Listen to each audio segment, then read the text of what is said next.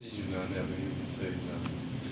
Well, Hello, this is Lily Kostrzewa. I'm here for New Examiner.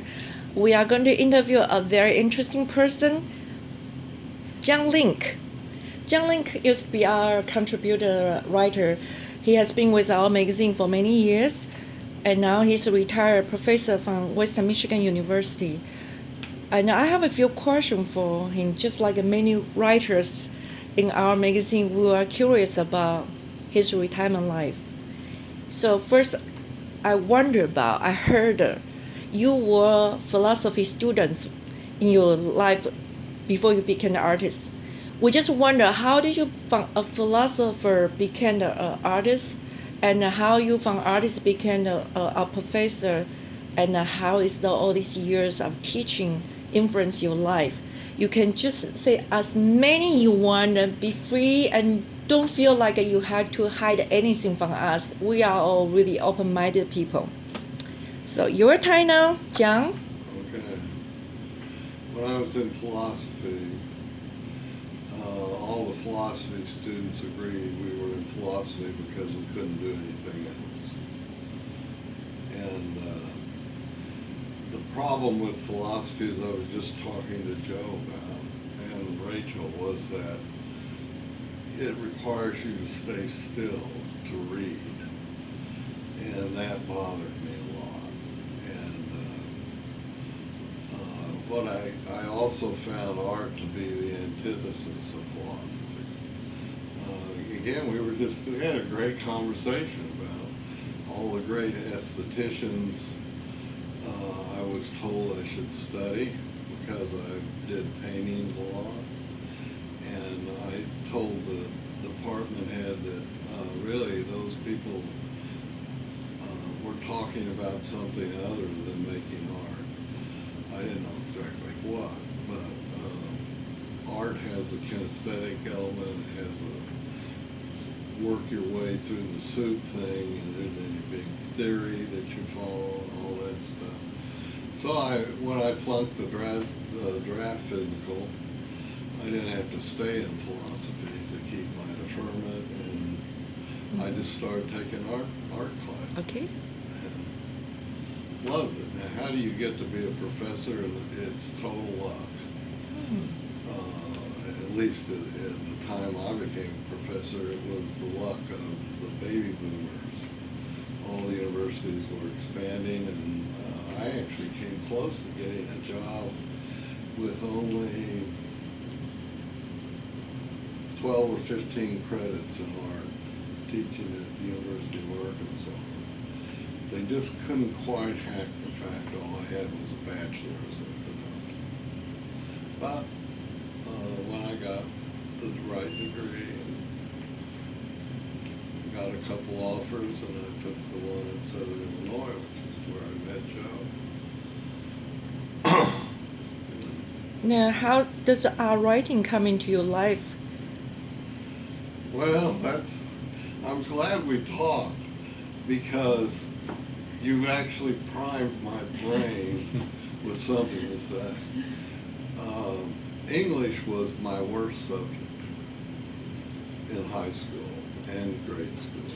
So when I went to college, I was supposed to be an engineer. And I also took up with English because I thought college was a place where you worked on your weaknesses. Mm-hmm. Already knew math and science, so I actually have a double major in English as an undergrad, and that's how I got going, was reading great writers. How did you connect with the New Examiner? How did you start writing for New Examiner? Derek Guthrie came to Southern Illinois, Carbondale, during the early years of the Examiner, just to see what was going on in academia. You know, one of the Examiner's things is about the transmission of culture, and that's one of the places it takes place. And I met him in the screened-in porch of Jim Sullivan. Do you remember Jim Sullivan? Yeah. Who, was really his contact to come to Southern Illinois. And I just liked the guy. And he was tuned into things at a more honest level than most of the people I had met, especially in the writing world. And we got along ever since. What kind of topics usually you like to write about? Well, I used to like diatribes, where I just scream bloody murder, but I've decided not to write any more diatribes. They never go anywhere. They're about dead ends, and everybody knows there are a lot of dead ends, so what's the use?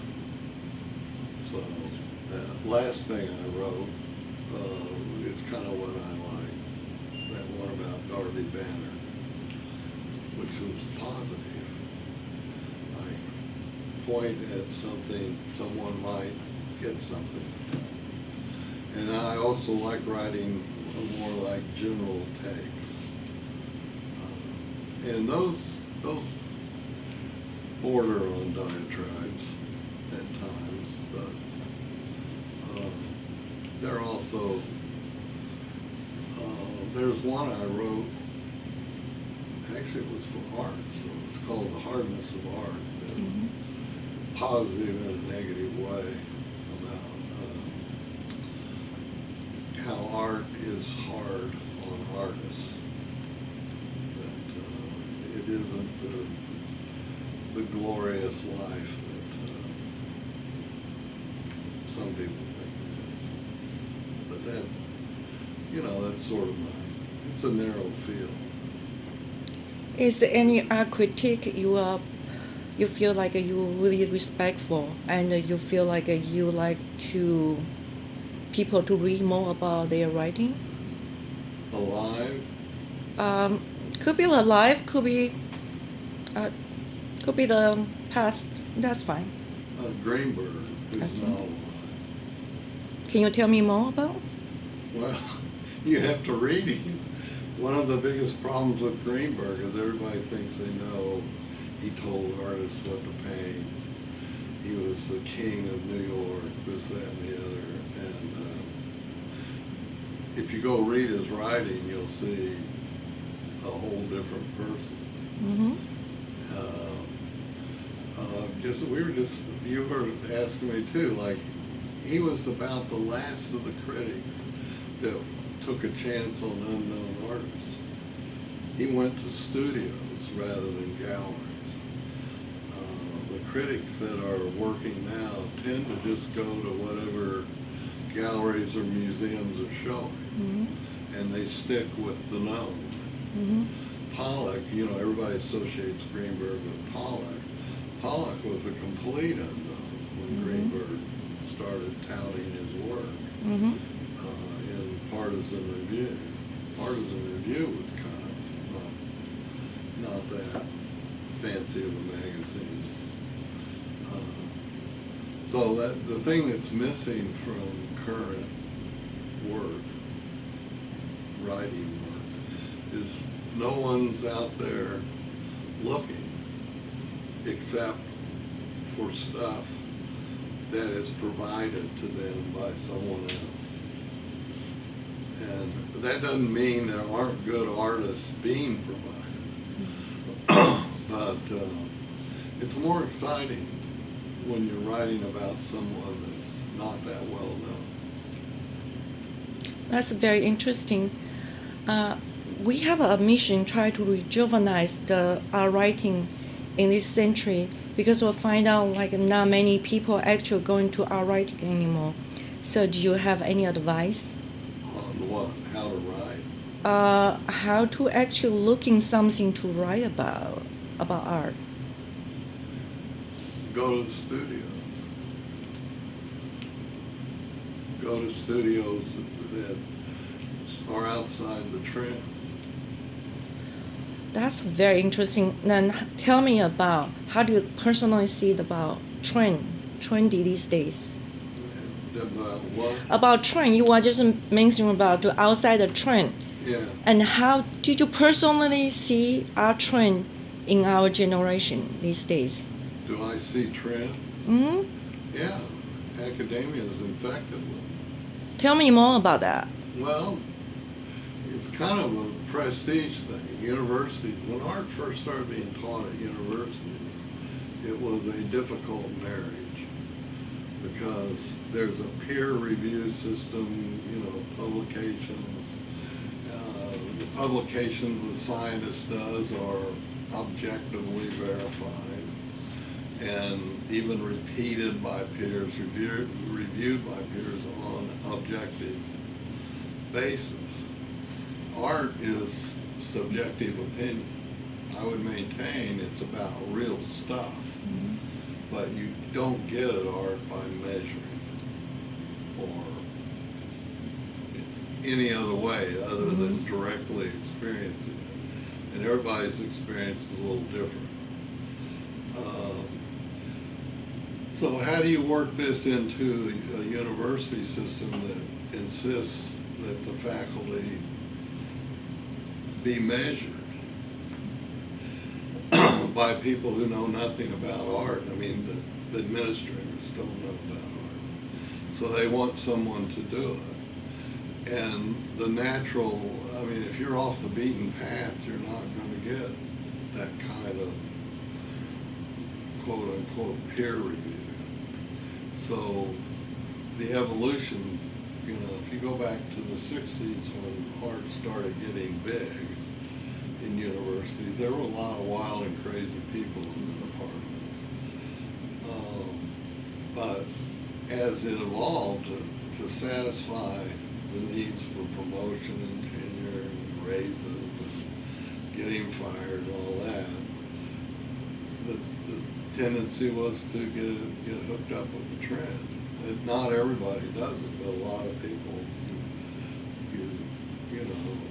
get into a trend that's popular, you're more likely to get shows, stuff like that. That's probably not the best way to do it. If what you want is good, if you want success, is the best way. That's a very good point about my next question. A lot of students are going to art because they love art so much, but after 4 years of college, they get out of school, they get really confused about art. How did you give them advice about that? Well, it's a confusing system. It doesn't,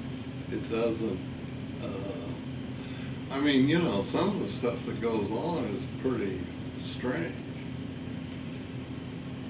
There's a guy at University of Chicago by the name of Povell who made his name by putting sausage, he dressed up in a sausage kind of over his important parts and then handed out dollar bills in front of the bank.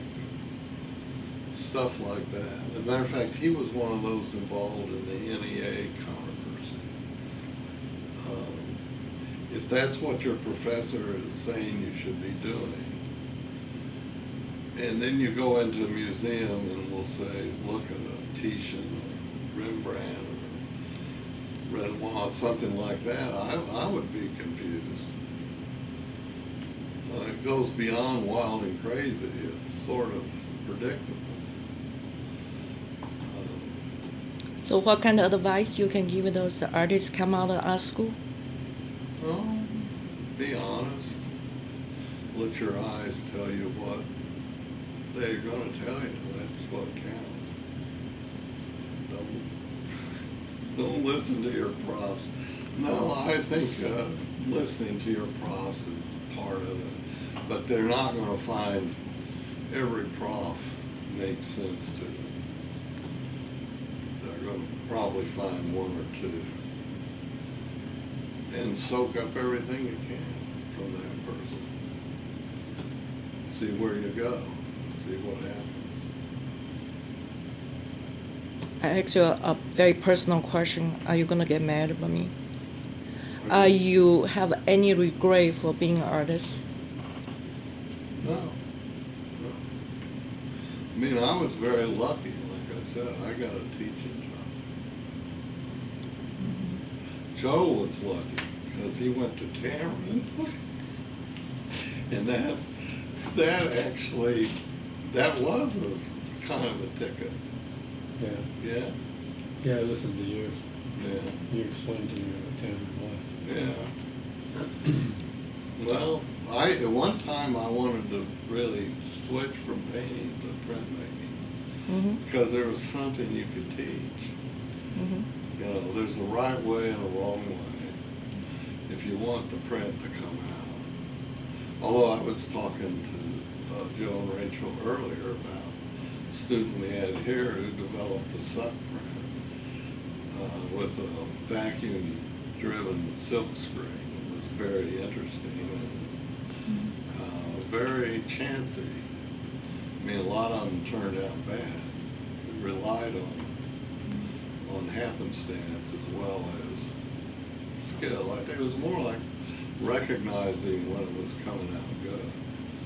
But lithography is maybe the most chemically demanding of all the printmaking forms. And you're depending on processes that you can't see. And I remember one student at Carbondale who got the directions mixed up and didn't gum before he put the asphalt on. And he brought me this plate, said, something's wrong here, I can't get it to printing, it just prints black. And it was like, you know, I can't remember his name, but I said, so-and-so, you forgot the gum mask. Stuff like that. I mean, a painter could do that. That's very interesting. You Can you know, and remember? maybe it would work.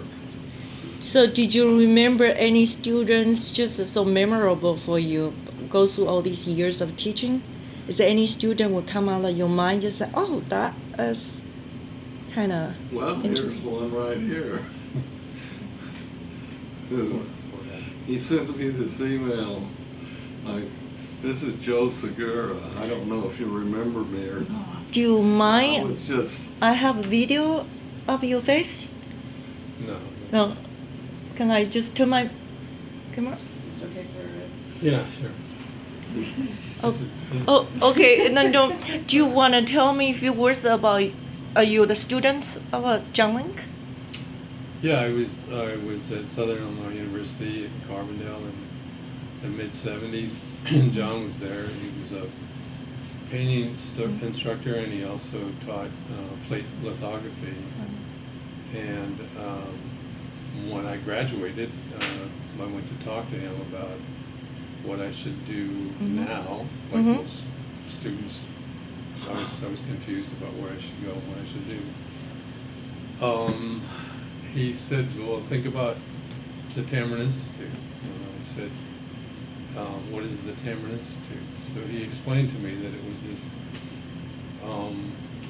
institution that taught collaborative printmaking, and it was very famous, and that he felt like since I was interested in printmaking and I was doing well in printmaking, that I should think about trying. And I actually at the time was a Ford Foundation Fellow, and he explained to me that the Tamron Institute had been funded and started by a Ford Foundation Fellowship, and he thought that would be a good connection too, which probably was true. So I went there, and that was the beginning of my career, my life as a printmaker and a collaborative printmaker and teacher. I spent many years at Arizona State University, and I had my own studio, and then I moved to the University of Notre Dame at South Bend, and was there for about 10 years, and I just retired this last year. Wonderful. So how do you think about John as a teacher? What What- John- what- Not fair. How do you think about John as a teacher? Oh, he wasn't a very good teacher. No, Okay. he was a great teacher. I mean, I just explained to you that he led me to what was my career choice and a very successful career in the art world. I mean, I wouldn't have done that without him. I don't know if anybody else would have advised me that way. Wonderful. So now we go back to John. John, would you mind tell our readers, since we have so many readers online these days, we want to get some advice, just like you advise to your students. Can you give us some advice Advice for reading? for reading, writing, and for Don't art? believe everything you read. Just think for yourself when you're reading this stuff, including my stuff. That's one of the great things about the Examiner, is it supports a lot of points of view. There are most of the art mags have their own take on things. And if you're not part of that take, you don't write for them. And we were both talking about how we used to take art mags and found we didn't read them. I used to keep mine in a stack to read later, until I realized later I wasn't reading them either, and quit taking them. And one of the reasons for that is they're so homogeneous within their own scope, art form, new criteria. You kind of know what I guess people do read them because they sell them, but I'm not sure I know who or why. At Western, we had a candidate for a painting position once, who part of her spiel was she was going to make every student in the class subscribe to Art Forum. And that was going to be the basis of her course. And that was immediately, instantaneously, the moment when I decided she didn't get my vote. She didn't make it either. A few other people that thought that was going too far, although they all love to be in art form. That's part of the system now. So anything else you want to talk to our reader? Anything else you want to add on? Well, I just say, don't think of the life of an artist as easy. It's really hard, and the odds are against you. That doesn't mean you don't make the bet, but they're against you. Thank you so much. That's a Okay. wonderful conversation.